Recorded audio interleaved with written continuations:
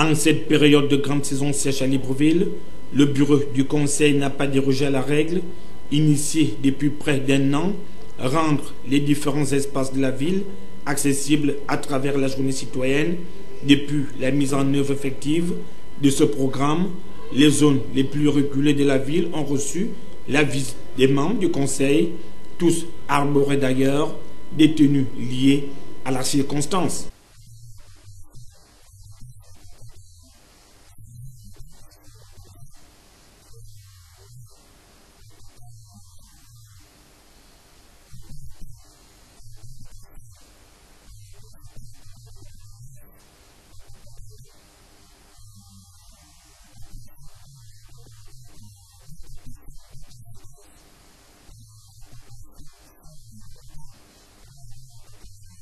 L'épineux problème tant décrié par non seulement les chefs de quartier et les maires d'arrondissement demeure entier. Peu de personnes s'adonnent à cette activité tous les premiers samedis du mois, ce qui laisse penser que la journée citoyenne a encore du chemin à parcourir, tant dans la sensibilisation des personnes cibles que dans la communication.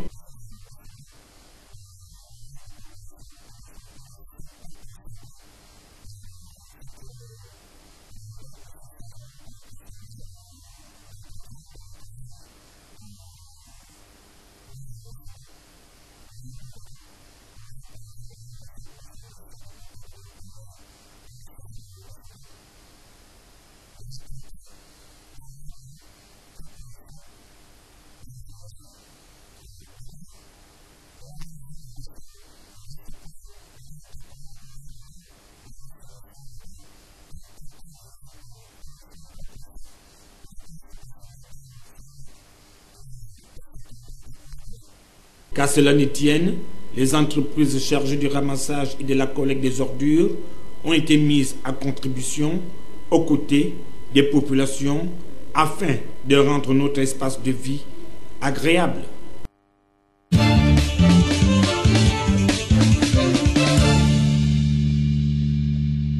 C'est un nouveau bras de fer qui vient de naître entre le ministère de l'Eau et de l'Énergie et la Consulec, entendu par là la Confédération gabonaise pour la sécurité des usagers de l'électricité. Au centre de ce grabuge, l'annulation pure et simple des missions régaliennes assignées à cette entité par le responsable en charge du département ministériel de l'eau et de l'énergie suite à une plainte formulée par des tierces personnes. Dans le contenu de la dite plainte, qui malheureusement nous a pas été présentée, un certain nombre d'éléments y figurent. La Consulec, pour sa part, nie en bloc les faits reprochés.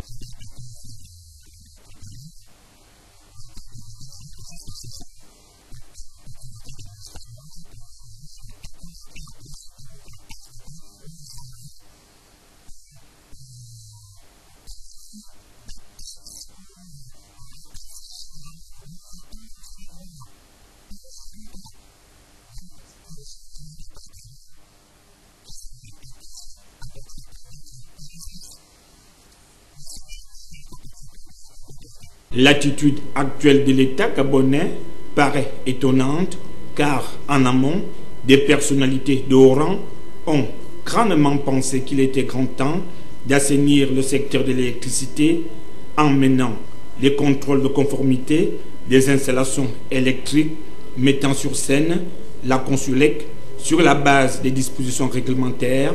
Aujourd'hui, cette entité est curieusement privée de ses activités depuis plusieurs mois, avec derrière elle 5 mois d'arrêt de salaire impayés.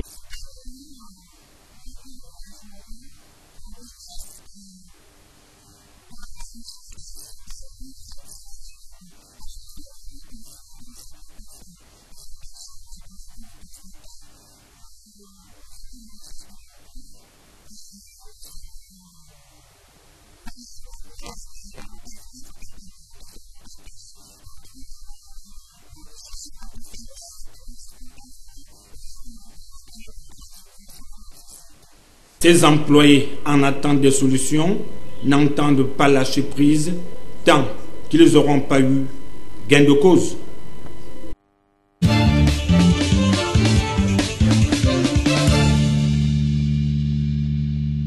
571 millions de francs CFA est le montant de l'enveloppe disponible à l'intention des opérateurs de formation professionnelle, publics et privés, cela grâce à l'appui de l'Union européenne. Cette mise à disposition des 10 fonds répond après un premier appel à proposition qui a permis d'en retenir 9 propositions de projets d'appui à la formation et à l'insertion professionnelle. Pour preuve, les contrats de subvention viennent d'être signés avec l'ensemble des parties concernées, regroupant d'une part les heureux bénéficiaires et quelques membres de l'équipe gouvernementale. Une attention toute particulière sera consacrée aux jeunes de 16 à 25 ans, pour les femmes et les personnes vivant avec un handicap ou en difficulté, car déscolarisés et justifiant d'une situation précaire, qui bénéficieront des formations et de l'insertion dans le monde professionnel. Occasion pour le responsable de ces départements ministériels de rendre public les opérateurs de formation retenus. L'ONG ACTE, ONG SIFOS, lycée technique Bernard Obian de Yem, lycée technique Nyonda Makita de Mouila, lycée technique de Libreville, ONG Junior HMM Gabon et Port-Gentil, centre des métiers de la pêche et de l'aquaculture. Quant au suivi et au contenu des programmes, celui-ci sera assuré par les assistants techniques locaux. Le temps nécessaire de formation ne pose pas de problème parce que je suis un inspecteur pédagogique. Nous sommes chargés d'examiner les contenus de formation, donc les programmes ou les référentiels de formation.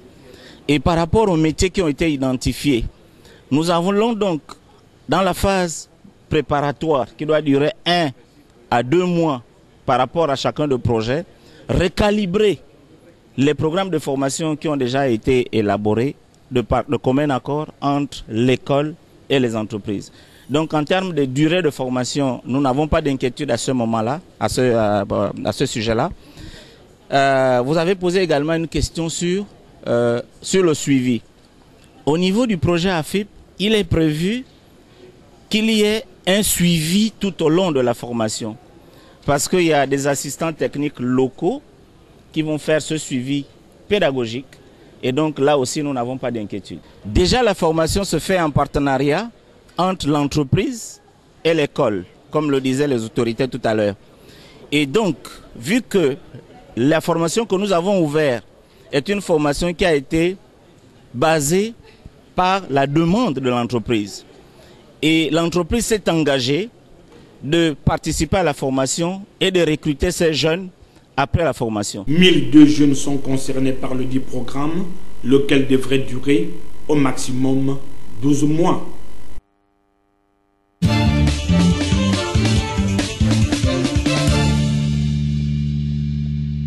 Le diabète et l'hypertension, qui font partie des pathologies avec les taux les plus élevés dans notre pays, ont nécessité pour la commémoration de l'anniversaire de la CNAMGS une attention particulière cette année.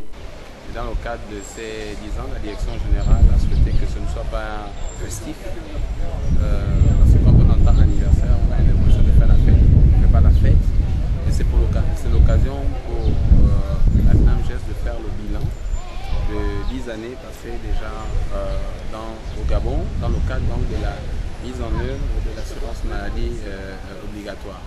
Alors, le contexte dans lequel nous organisons cette caravane de dépistage, évidemment dans la célébration de ces 10 ans, nous avons d'abord commencé par une convention de l'assurance maladie au Gabon. C'était un événement interne qui rassemblait le personnel de la CNAMGS afin de déterminer les axes stratégiques de l'assurance maladie au Gabon, mais aussi de partager les valeurs de solidarité qui animent en fait l'institution dans laquelle nous travaillons aujourd'hui. Et dans le prolongement de cette convention de l'assurance maladie, la direction générale a initié une action sociale qui vise justement à aller au contact des populations afin de mettre en place toute une équipe ici pour dépister les uns les autres sur l'hypertension artérielle et le diabète. Pour le corps médical, l'engouement des populations se fait ressentir. Depuis 7 heures, on n'arrête pas. Tout le monde est présent. C'est-à-dire que les chaises des emplisent pas. Quand les chaises se vident, il y a d'autres personnes qui arrivent. Ils sont conciliants, ils acceptent de le faire. Le problème, c'est qu'il y a certains qui ont déjà mangé. Donc pour ceux qui ont déjà mangé, on leur dit de repasser dans les différents sites en fonction de leur lieu d'habitation. Puisque la caravane se déroule pendant 10 jours, donc c'est dans les différents arrondissements. On a commencé hier dans le siège de la CNAMGS, aujourd'hui c'est à Nkengo, et demain ce sera à Wendy. Donc pour ceux qui habitent dans la zone, on leur demande de se rapprocher de ces cadeaux d'à Wendy.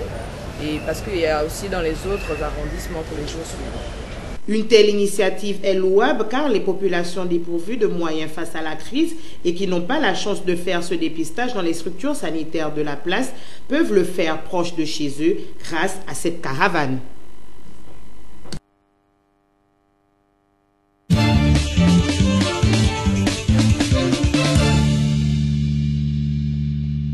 Les projets d'appui à la formation et à l'insertion professionnelle dans notre pays n'ont cessé de voir le jour, encore vivace dans nos mémoires, la formation de 5000 jeunes dans le cadre du programme Un jeune, un métier, lancé par l'actuel ministre des Sports, qui auparavant détenait le portefeuille de la formation professionnelle.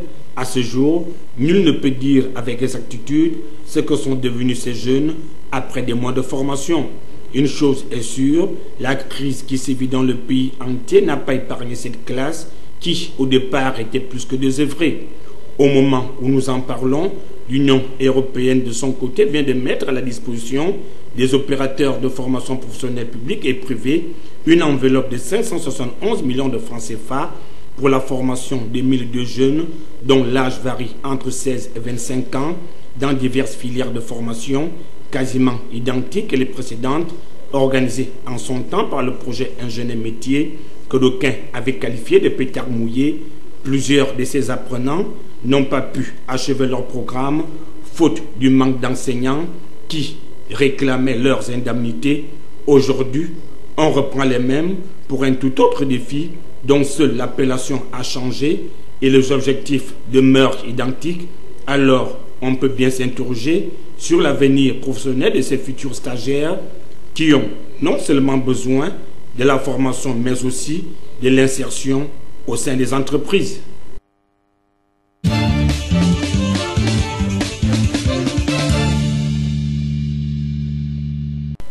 Décidément, l'affaire qui oppose les populations de Marseille 2 à l'entreprise Kaby BTP prend des proportions inquiétantes.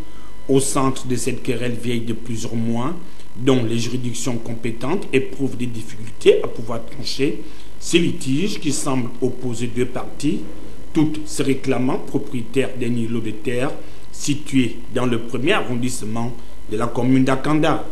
À ce qui semble, Kaby BTP profiterait de la lenteur de cette administration pour se faire établir des documents d'attribution des parcelles querellées. On a travaillé, mais nous constatons qu'il y a le parcellaire qui a été modifié par l'ANUTTC. Nous n'étions pas informés. En effet, Kaby BTP maintenant, c'est la parcelle Y section 1 YE8. Et la section 1 YE8 maintenant intègre la parcelle YE7. Mais nous sommes surpris. Nous étions ici avant-hier. On était tous d'accord qu'il n'y a pas de titre foncier à Y7. En temps de 2 jours, maintenant il y a eu un miracle. Les gens sont venus, maintenant c'est la parcelle YE7 qui est menacée. Et nous avons demandé, dans ce cas, qu'on nous sorte les décrets qui attribuent à Kaby BTP, au lieu de la parcelle YE8, mais la parcelle YE7 aussi. Et également, Kaby BTP n'a rien affiché ici, rien n'était affiché. Les populations n'ont pas été informées. Alors, vous comprenez bien notre désarroi. Et alors, comme nous avons entrepris, au vu et au su de l'intervention de M. Mabenda, de Kaby BTP, qui a donc sorti un article le jeudi 27, où il récrimine tout ce que nous avons dit le 25 juillet au tribunal à notre point de presse.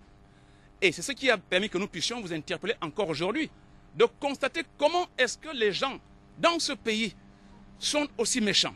Mieux encore, l'Agence nationale de l'urbanisme et des travaux topographiques avait en son temps délivré des titres d'occupation après des milliers d'âmes issues de Marseille 2, sans qu'au préalable ne soit relevée une quelconque occupation des lieux par Kaby BTP. Nous ne comprenons pas qu'il y ait, comme l'a tout à l'heure expliqué le chef de village par intérim, Libreville est grand, le Gabon est grand, il y a partout des terrains. et qu'on vienne vouloir spolier des populations qui surtout ont leur titre d'occupation parce qu'on n'est pas ici établi comme ça, comme des bandits. Nous connaissons quand même notre droit. Nous avons été demandés, voici les papiers. Les populations ont été demandées à l'UTTC que nous voulons nous établir. Et l'UTTC, en attendant qu'on puisse avoir le titre foncier, voilà ces papiers-là, a donc répondu favorablement aux populations qu'on peut occuper. Et beaucoup n'ont pas encore construit parce qu'ils n'ont pas encore de titre foncier. Nous sommes surpris qu'un terrain qui est déjà occupé par des populations, et au même terrain, on attribue à quelqu'un un titre foncier, en faisant comme ces populations qui, au préalable, depuis les années 2000-2014, ont eu le titre foncier, du moins ce titre d'occupation, s'il n'existait pas. Voilà pourquoi. Les autorités sont ainsi interpellées à prendre cette difficulté à bras le corps.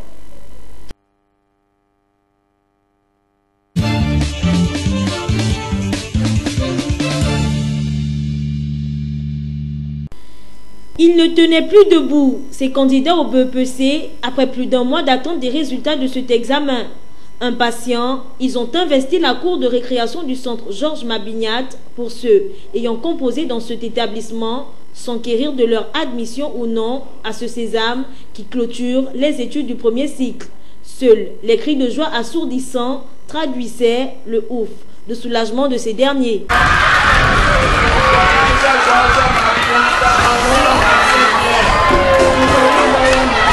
C'est plus fort que moi. En fait, au début, je croyais que j'allais jouer, mais j'étais trop stressée le matin. Et quand je suis arrivée, on a prononcé mon numéro et mon nom. Je suis trop en joie. Continuons toujours. Une joie également partagée par certains parents qui n'ont pas hésité à accompagner leur progéniture, un déplacement qui n'aura pas été fortuit. Le sentiment qui m'anime en ce moment est très immense parce que déjà l'année dernière il a raté, donc il était plus d'espoir. On a pu soutenir le futur. L'émotion de ces admis au BEPC 2017 était à son apogée. J'ai beaucoup travaillé dans l'année scolaire, je n'ai pas travaillé cadeau. Et maintenant, je remercie vraiment le Seigneur pour tout ce qu'il a fait de ma vie. C'est tout ce que je peux dire.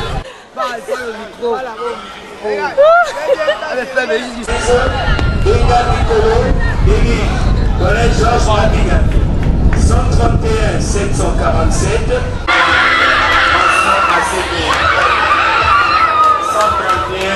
734.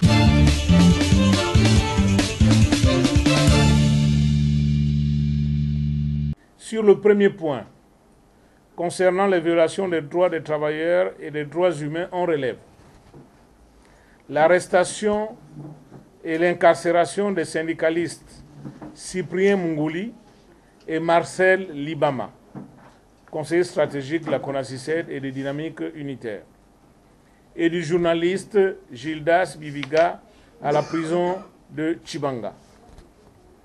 La convocation par le premier juge d'instruction du tribunal de première instance de Libreville de Mme Chantal Makosso, troisième vice-présidente de Dynamique Unitaire, suite à une plainte du secrétaire général du ministère des petites et moyennes entreprises où elle exerce.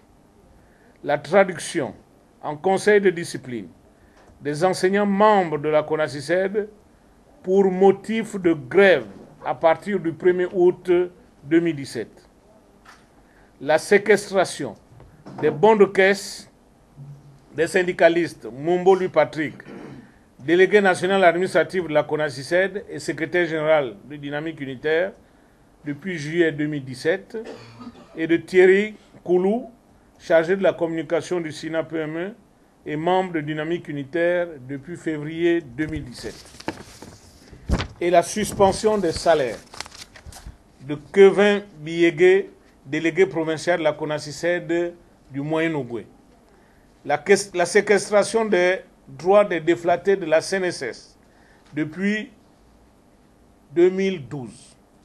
Le licenciement sans motif réel de 70 agents de la main-d'œuvre non permanente du Sénarest au mois de juin dernier.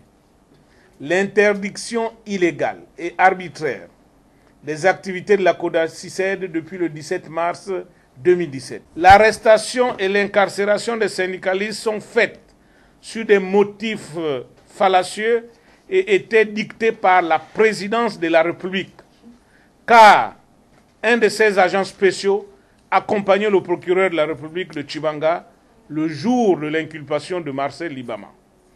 Rien ne pouvait justifier son emprisonnement au regard du procès en appel du 24 juillet à la Cour d'appel de Mouila. Toutefois, nous notons une contradiction entre le ministre de l'Éducation nationale, Florentin Moussavou, qui déclare devant la Cour constitutionnelle que les lycées de Kango et Montalier avaient été saccagés par les membres de la CONACYCED, qui réfutent ces allégations mensongères sans aucune preuve, et la réponse du ministre du Travail, Éloi Nzondo, à la directrice du département des normes internationales du travail de l'OIT, sur le même sujet le 30 juin, en parlant 2017, 30 juin 2017. Elles disent, à ce propos, cette dissolution, loin d'être une sanction, doit être perçue comme une invite à davantage de retenue dans les rapports entre partenaires au regard des relations avec cette structure et surtout de la situation de blocage que connaît le secteur éducation. Néanmoins, mon département s'attelle à des solutions d'apaisement et des dispositions sont prises en vue d'une réhabilitation de la dite structure syndicale. Pour sûr, le gouvernement réaffirme son attachement aux idéaux de l'Organisation internationale du travail OIT et notamment la liberté syndicale que promeuvent les conventions 87 sur la liberté syndicale et la protection du droit syndical, 1948 et la convention numéro 98 sur le droit d'association et de négociation collective de 1949. Dynamique unitaire exige une fois de plus la réhabilitation de la CONACYCED. Aujourd'hui, les autorités ont tenté de traduire en conseil de discipline pour motif de grève les enseignants membres de la CONACYCED. Elles ont une fois de plus montré leurs limites, étant donné qu'elles sont incapables de respecter les dispositions légales en matière notamment la loi 8/91 portant statut général des fonctionnaires en ses articles 136 et 137, ainsi que le décret 375 fixant la composition et le fonctionnement des conseils de discipline du 26 mai 2000, d'où les incessants reports du dit conseil de discipline. Au mois de juin dernier, le commissaire général du CNRS décide unilatéralement de licencier, officiellement pour des raisons économiques, près de 70 agents de la main-d'œuvre non permanente de la dite institution, sans s'en référer ni au ministère de l'Enseignement supérieur, ni à la primature. Dynamique unitaire dénonce cette façon cavalière de traiter des Gabonais qui n'ont pour seule faute que la volonté de travailler. Dynamique unitaire soutient le SINATREST dans son combat pour recouvrer les droits de son personnel de la main-d'œuvre